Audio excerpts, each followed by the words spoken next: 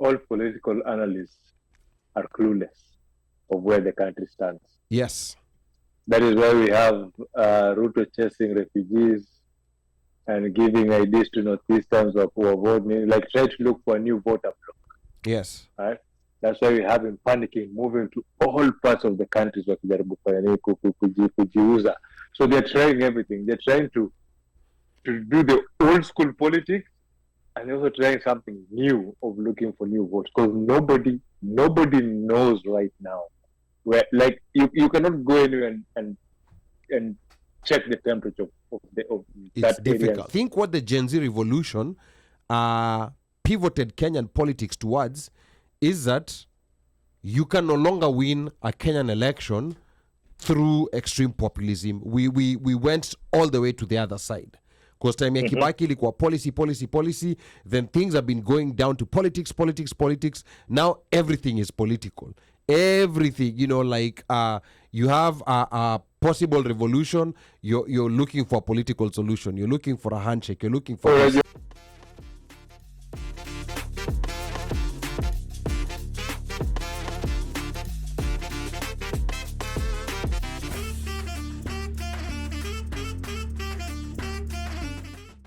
Your politics, your ground is where there's a disconnect. There's a very, very big disconnect. And I personally, I'm coming to terms, over the years, because pia mimi nimekuwa to a policy, and I sometimes wonder how come people are not understanding. Like, it was very clear to me that Ruto was not good for Kenya. It was clear as daylight, and I was wondering, what exactly is it that he's telling people down there that he's getting so much support, and that's where Watu policy have failed to learn politics. 2007 elections, Ndia's become kind of old and a bit deranged and crazy, but there's something he said that I once paid attention to. He said in 2007 Ruto learned something. Because remember, 2007 elections, it's now quite clear. Even the people who are on Kibaki's side will agree that Baba won that election. The 2007 election. Everybody will agree that Baba won that election. So I think what Ruto learned from that, because Ruto at that time was on Baba's side. Correct. In ODM.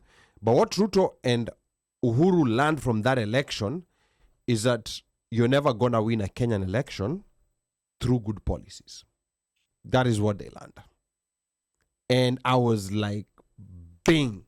I had never thought about it, because when you think about it, Kibaki had all, the good policies, yes. Revenue collection. He had everything. And he was coming out of a very good economy. Yeah, and he was coming out of, he came into a very bad economy, and he came out to a very good economy, of course, until 2007. But the biggest lesson that was learned in 2007 was that you're not going to win a Kenyan election through policies.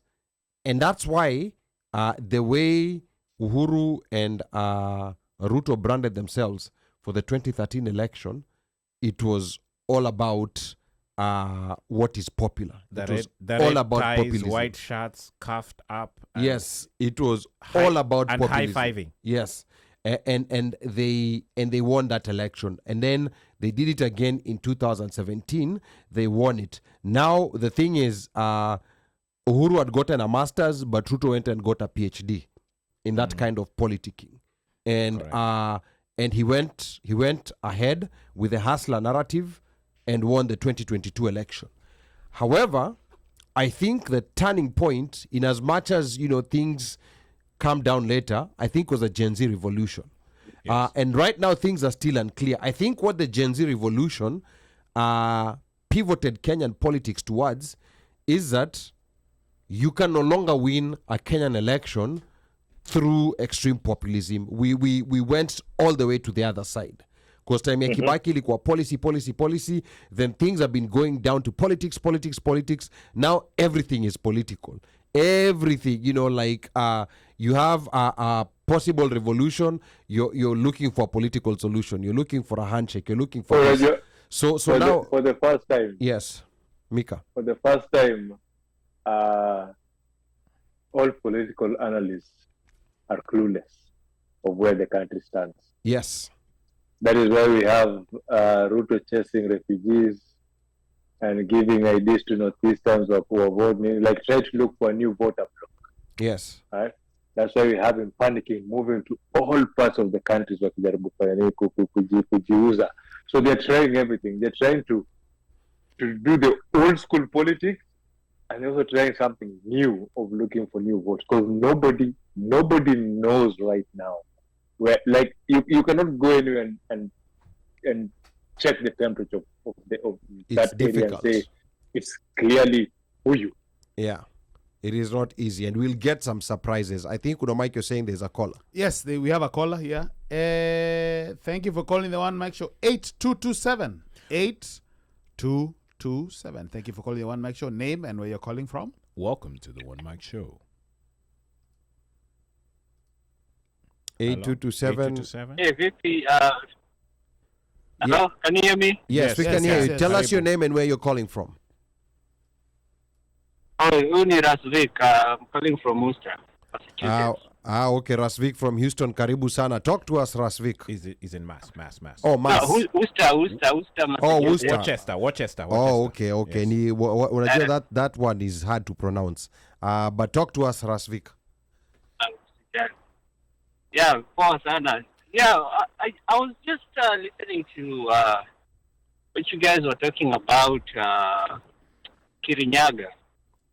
And unfortunately, I think what happened to Martha and Kirinyaga was our politicians sometimes they defend what is convenient for them. If you remember the Kibaki Raila situation, that time she was representing Kibaki as an attorney, and it was about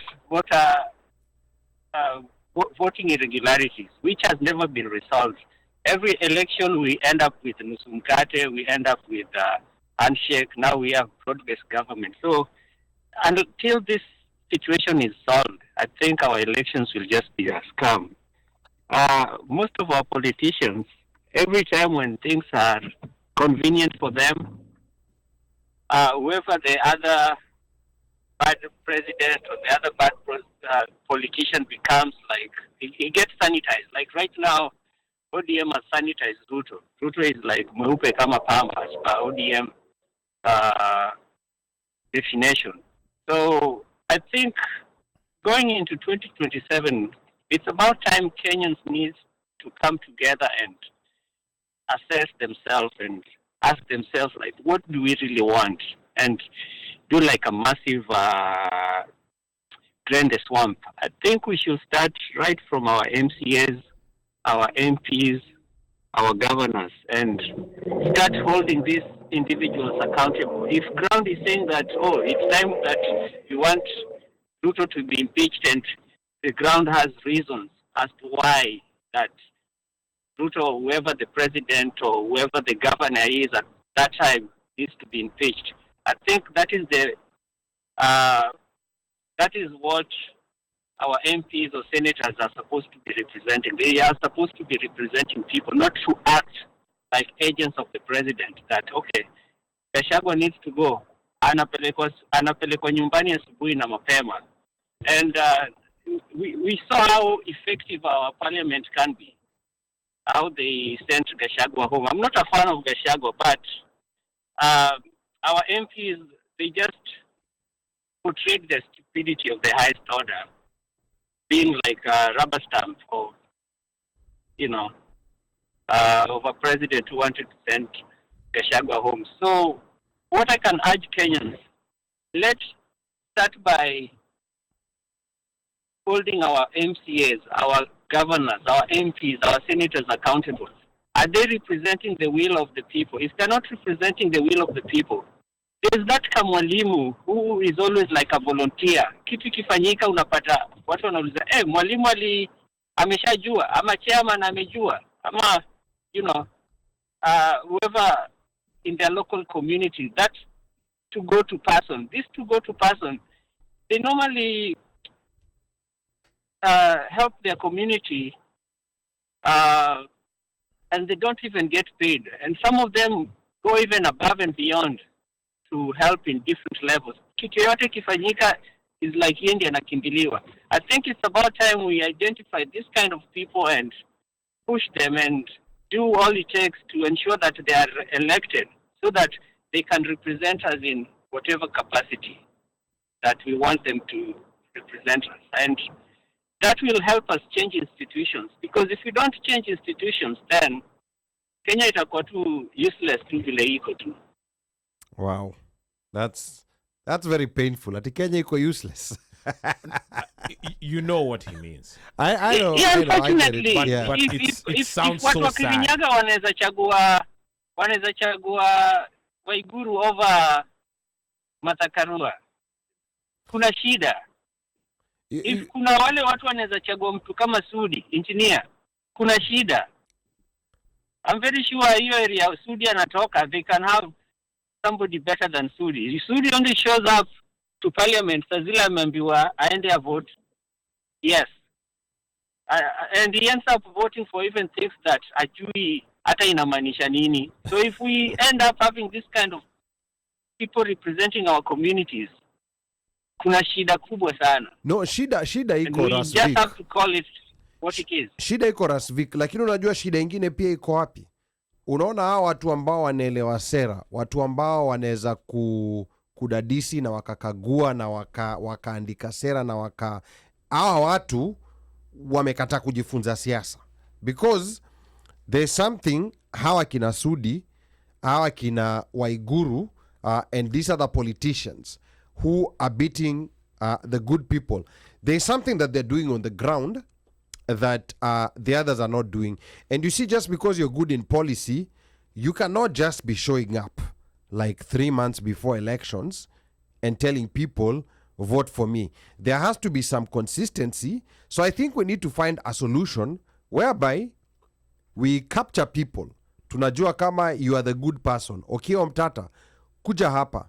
We will force you to run for this seat. I think that's what needs to happen.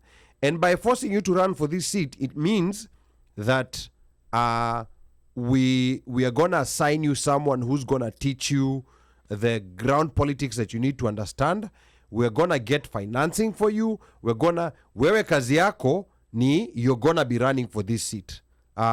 Because if you just show up, if you're a Johnny Come Lately, one of those people who shows up and then unasema you want to compete with an Oscar Sudi, he's going to defeat you at 6 a.m. in the morning, unfortunately.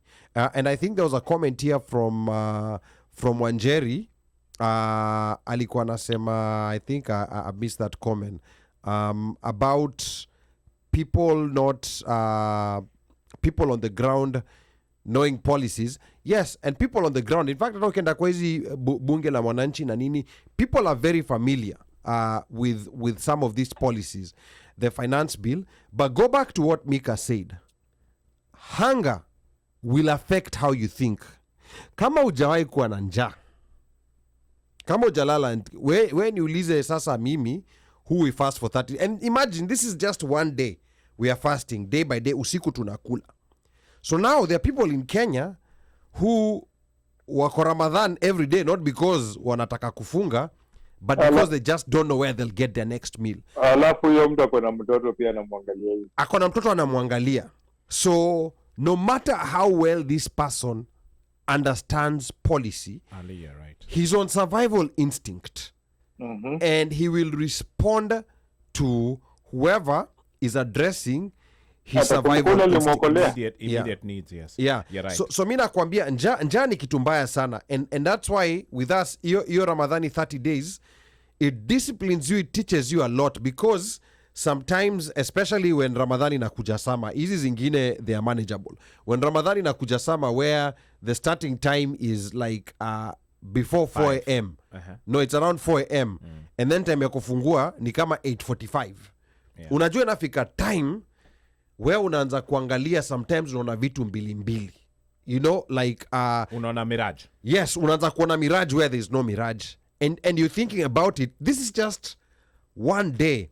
There's someone who's probably gone 2 days or 3 days. Hana maji. Hana chakula. yani hajui kule nini itatoka. And then unamwambia huyu mtu policy. No matter how smart this person is, no matter how educated he is, he will react to their most immediate need. So unasema I should apologize to Mika? Well, sasa Mika, So, I don't know njana Mika inatoka wapi. Okay. But anyway, let's allow Rasvik to have the last one. Last one, because you've got a few Mika, callers. Mika has a point. No, he has a point, and I'm gonna add on to what Mika said. Yeah. But I think it was Rasvik. Yeah, Rasvik, last word, and then we'll go to the next caller. Last word. yes. Okay, so I totally agree with you, Ali and Mika. So, how can we change this mentality? That is the question that we need to ask ourselves. Because if this mentality is not changed, then we will never resolve anything. We will end up, just ending up electing these useless politicians who feel that they owe us. We owe them because they gave us handouts. But if we can change this mentality and build institutions that work. For example, here in the US, unaweza kuwa situation moja una job, unaweza apply unemployment. Unemployment hauendi kwa MCA wako ama MP wako. Kuna department inadeal na hiyo na wataki kujua kama we ni Republican, Democrat. If you don't qualify for unemployment, una apply your department ya state ya unemployment. If you don't qualify, if it's denied, kuna other options. Kuna hii department of transition. Hii inasaidia watu na either food stamp ama pesa ya kujisaidia kulipa tu bill tudogo ama kulipa hao until you get back on your feet, upate job.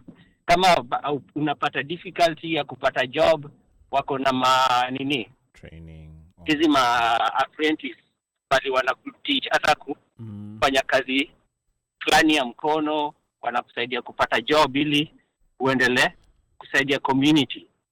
So it's about time that we change our politics whereby we don't have to depend on our politicians for development or for any project. Kama sahi angalia Kiprezi, hata naibu ati anazunguka Kenya mzima, anaenda kuzindua development.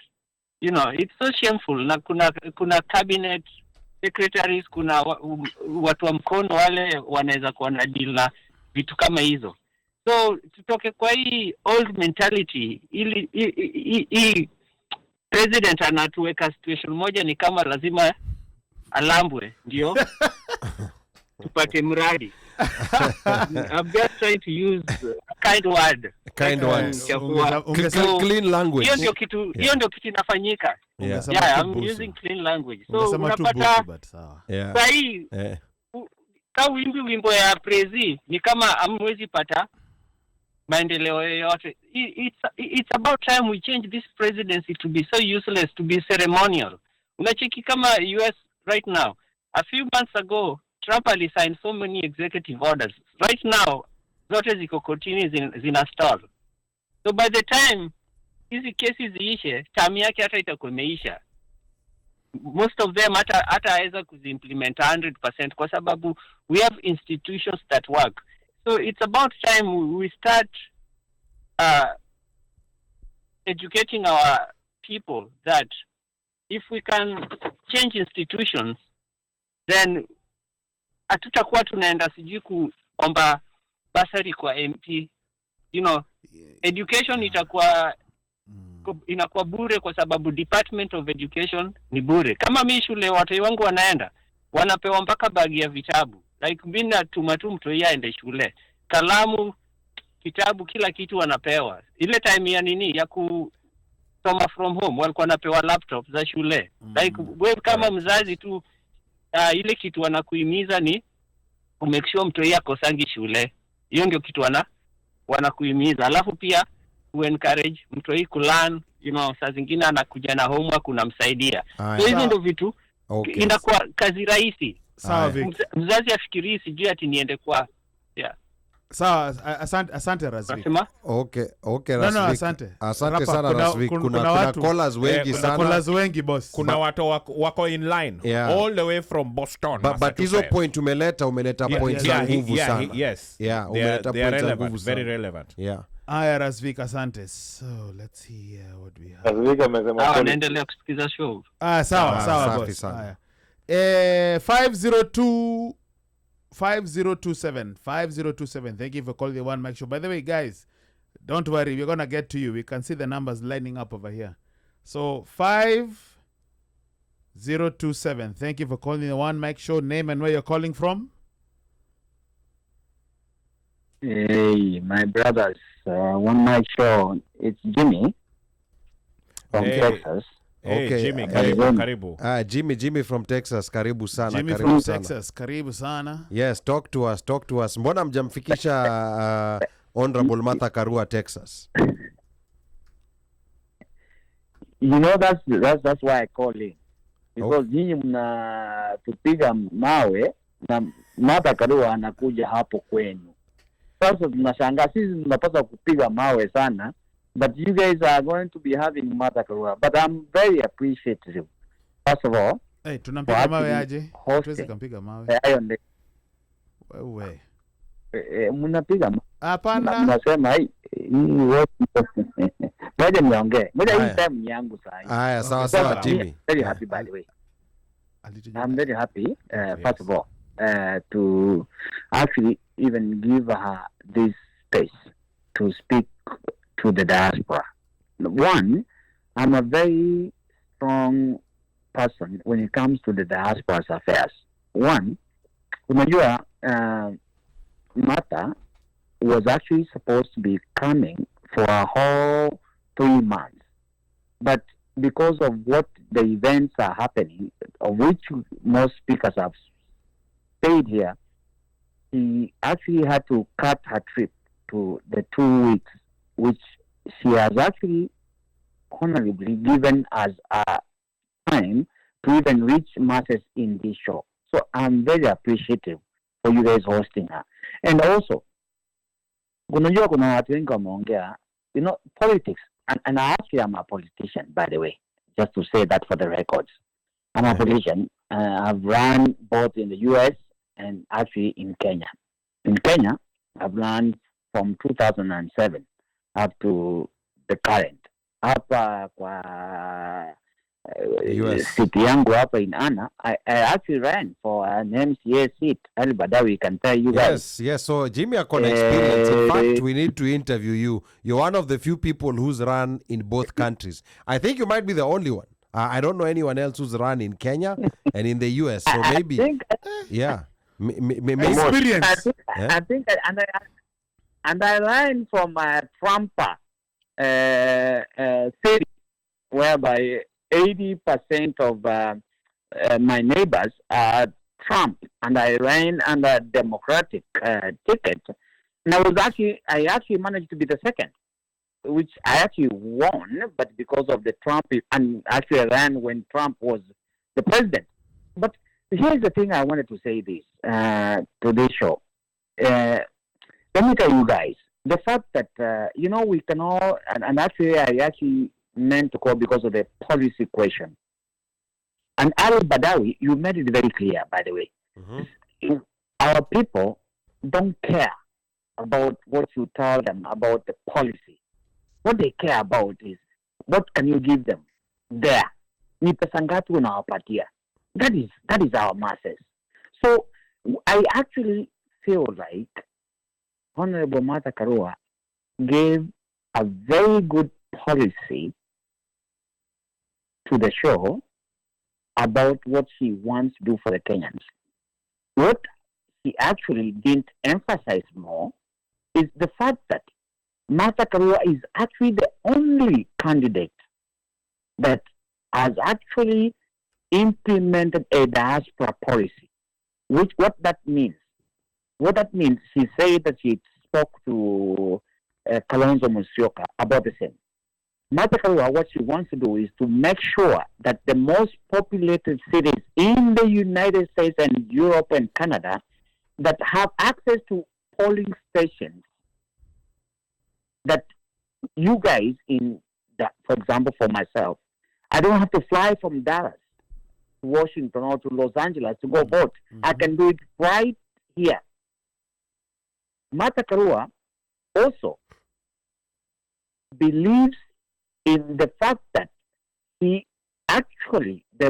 foreign policy, Kenyan foreign policy, that all the missions, be it in the UK, be it in Saudi Arabia, be it in Canada, be it here in the United States, that we need to have our own diaspora, people who understand our local issues here, are the ambassadors in foreign missions. That is a big thing for me, and I think it's a big thing for all diaspora people. So when we talk about policy, we have to actually put a red line. Who are candidates that actually care about the diaspora? In my case, I think Martha has shown a very strong front to that effect. Now, she happened to be here to launch our party and actually to give some speeches about Kenyan culture and Kenyan politics in most of these institutions that she has done. You people in Washington, she will be in Delaware, Washington, and some part of New Jersey. People are very happy and receptive. As she said, we are going to have some cells. This small time that she's here, we will need to engage. And Ali Badawi, you just rightfully said, maybe when she's there, she'll pop up in your show. That is what we need to be working towards to. But I am so happy. I know there are so many listeners. Yes. I want very many callers. Call. Yes. Yes. Thank you very much, Jimmy. Okay, Yes. Jimmy, na tutaongea baadaye. We need to also interview one day as the only Kenyan who's run both in Kenya and in the US. Too. Yeah. Na If lazima- there's anyone else who's ever done that, No. send me in the comments. I don't know anyone who's done that. So I think Mosh has done that. Aye. Make a see me after Thank you, class. thank you, Jimmy. See me Thank you, after Jimmy. class. Jimmy, asante sana. Aya, you, we Jimmy. have here 3600 3600. Thank you for calling the One Mic Show. Welcome to the One Mic Show. Tell us your name and where you're calling from, please. 3600. Going once. One Mishai. Oh, hiyo ni jina yake ama ye ni shy? Yeah, man. Yeah, Yeah, Mishai. Amanda. Yeah, Yeah, man. Amanda. Okay, What okay. is Yeah. it? Let's pick the next one. Aya. Maybe they thought they waited too long. Yeah. Okay, let us see. Did I do 5027? No. 5027 doesn't sound familiar. No. 5027. Thank you for calling the One Mic Show. 5027. Thank you for calling the One Mic Show. Name and where you're calling from. Looks familiar. Could be wrong. I think mnanipenda sana. That's Jimmy. Okay. Very relaxed. Okay. Relax. Kwa sababu nikata na sikuwa nimemaliza na Mungu amewaambia tu mnilegeshe. Mniache nimalize. Ngoja tu twende kwa queue alafu tutakurudia. Sawa. Yeah. I think that one 5027. Okay, Thank- let's see if this one is a blocked number. Thank you for calling the One Mic Show. Hello. With your blocked number. Blocked number. Tell us who you are and give us your social security. No, sorry. Welcome to the One Mic Show. Going once. Wewe Omosh. Hi. Hello? Okay. Hello? All right. Hello? All right. Hello? Tell us your name and where you're calling us from. Aya, she even Wewe Mosh. Wairimo. I'm calling from the West Coast. Oh, are you the one who hear asked me? the question? Coast ya Magharibi ni mimi. Nice. We finally get to hear your voice. Huyu Koswa Magharibi. Aya, I Wairimo. know, niko hapa. Yeah. By the way, thank you so much, you guys, for hosting Heshima Karua. She's a very wonderful lady. I really admire her. Lakini, listening to her, and she's very measured in the way she answers. She's very careful, trying to cross all the T's, dot all the I's. Lakini, that's not Kenya. And she's not just that way here. I mean, that's how she talks in Kenya. Nilikuwa namsikiliza anasema, I wish we still had that Ministry of Justice in Kenya. She would be perfect there. Lakini hizi siasa za kuchafuana Kenya, mi hapo sioni kitoboa. And I really like the lady. Lakini, and then also it matters who your opponent is. 2027 will be rough and tumble. I really do not know. And then I was just really trying to think who her base is. I don't know who the base is.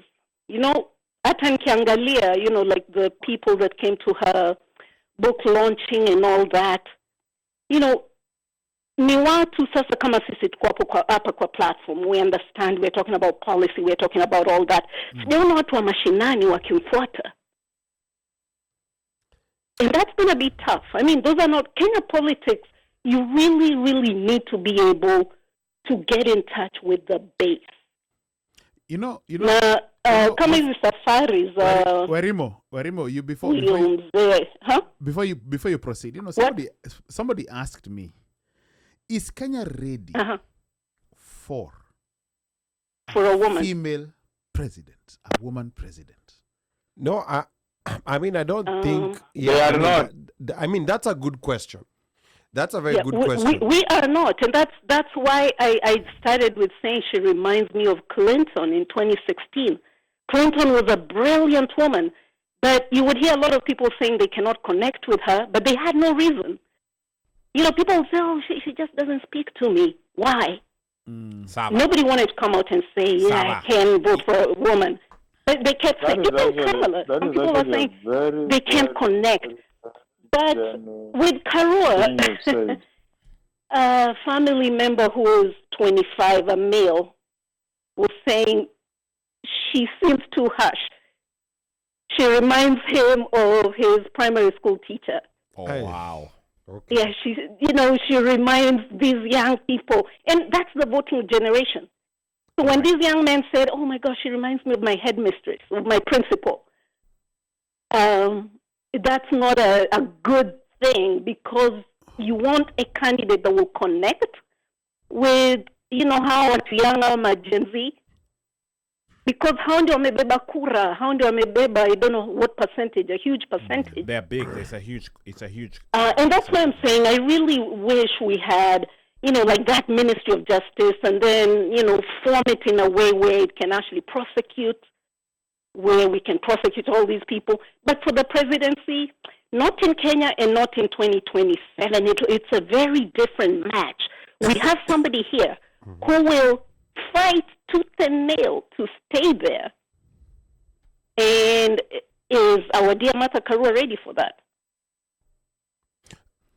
Yeah, kwa hivyo, you know, I hope she has a good ground team. And then another problem, kuna watu wengi sana with the same ideology who have announced that they're running. We have Matiang'i, we have Okia. We have John Jagi. Sijui kama namkumbuka John Jagi, the one who had been abducted. The one who had been abducted, yes. Yes. Yeah, and he's very compelling. Find the interview he's done. He's very compelling. Matiang'i. And then we have Ruben Kigame. I like him a lot.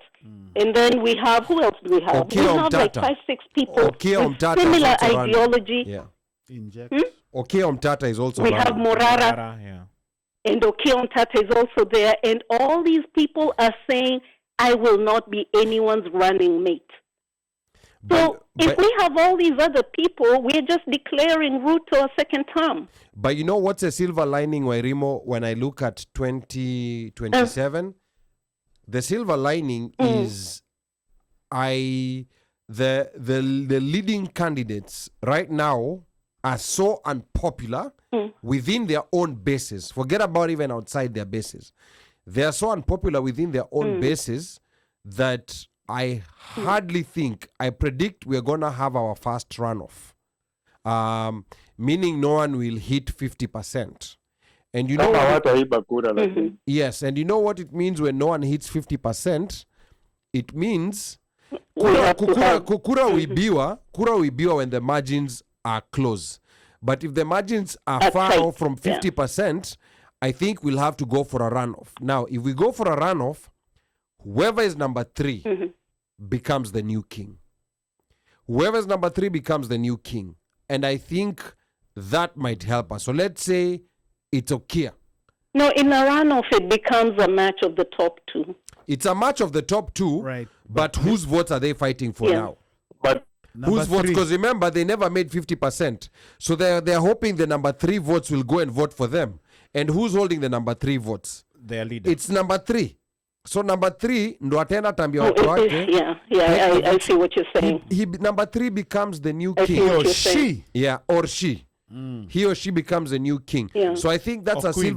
silver lining we have, because I still believe that there will be a referendum before the 2027 election. I think they're just trying to find the right time. Right now, the public has not marinated well for them to have a referendum. It is still hot. Yeah, the public, I think they'll have a referendum, and I think they will add Iki to your leader of official opposition, make it official, and then have a prime minister who's appointed by the president. And that's going to be the stick that will be dangled. So, tuseme hata, like whoever wins. Oh, NADCO report. Yeah, but the NADCO, if they implement the NADCO report, let's say Raila wins. Let's say, hypothetically, let's go by my theory. I'll explain it later, but my theory is Ruto might endorse Raila, and then Raila will win. So if Raila wins and he goes to a runoff, and then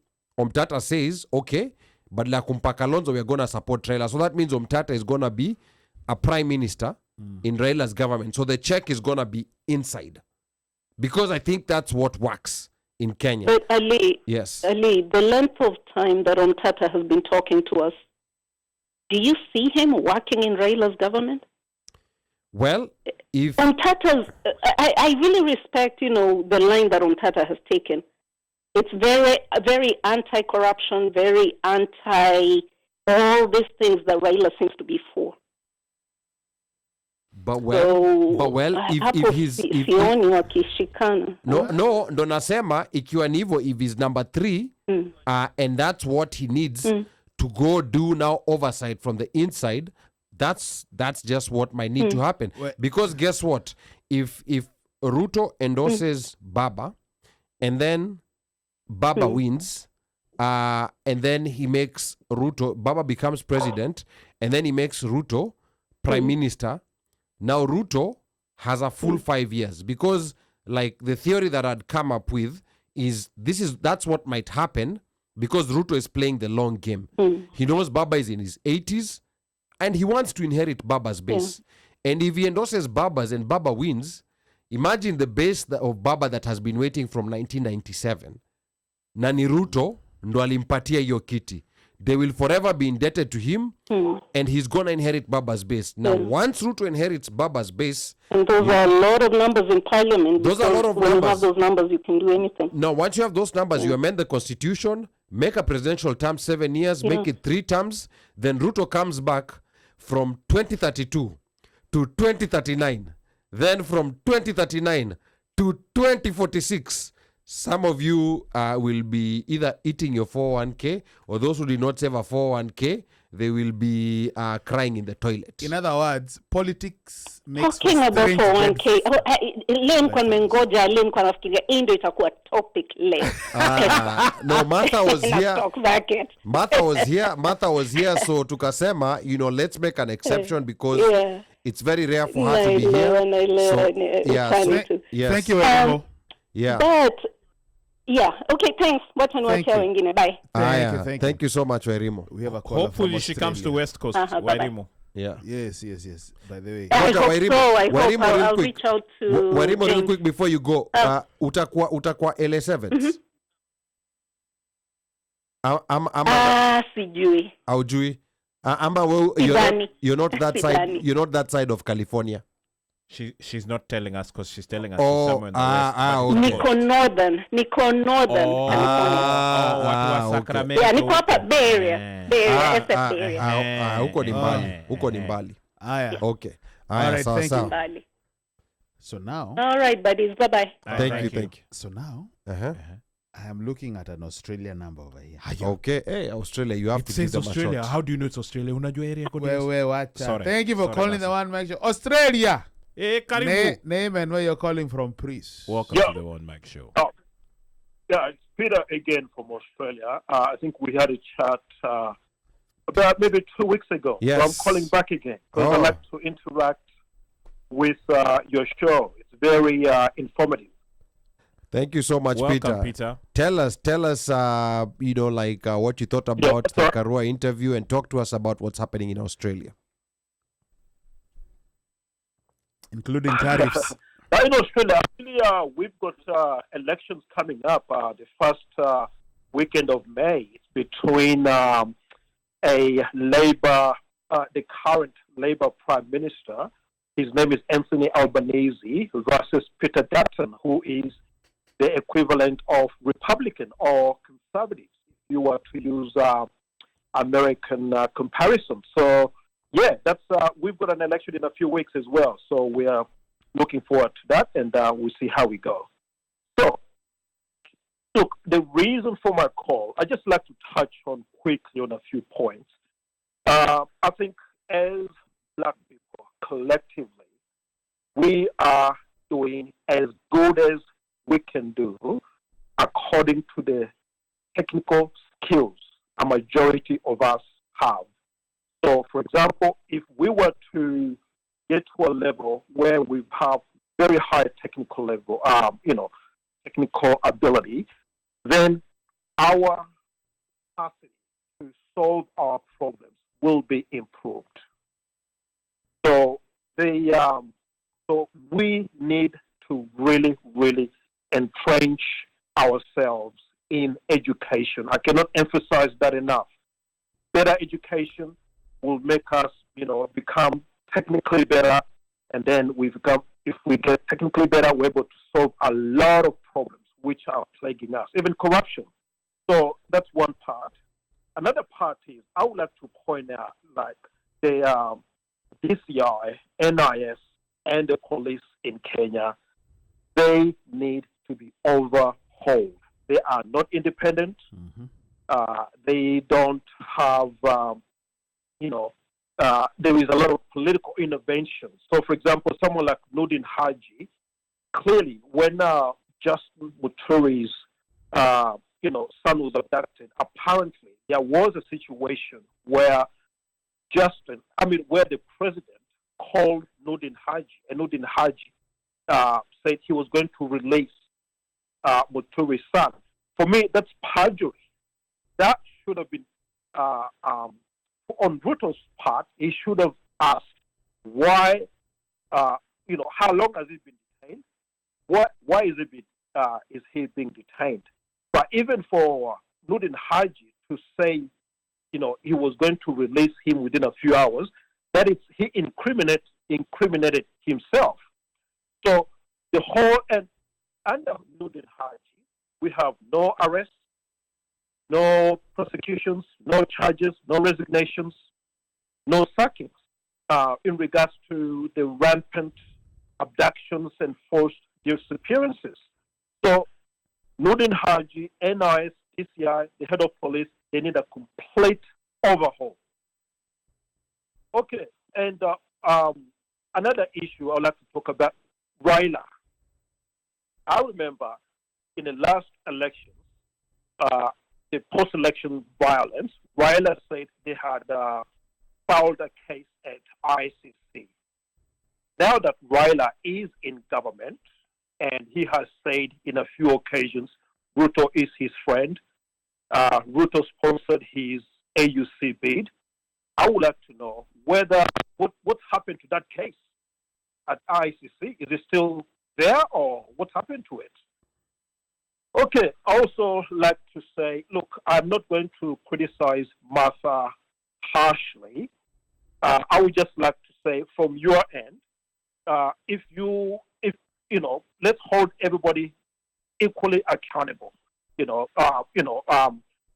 I'm going, before I'm upset at Martha, I will have to say I'm even more upset by Raila because he has failed to do what an opposition should do, and that's hold government accountable. It is no longer good enough for Raila to keep saying, oh, we're not in government, we're not in government. He is an extension of the government. If he is not in government, why he is not demanding accountability?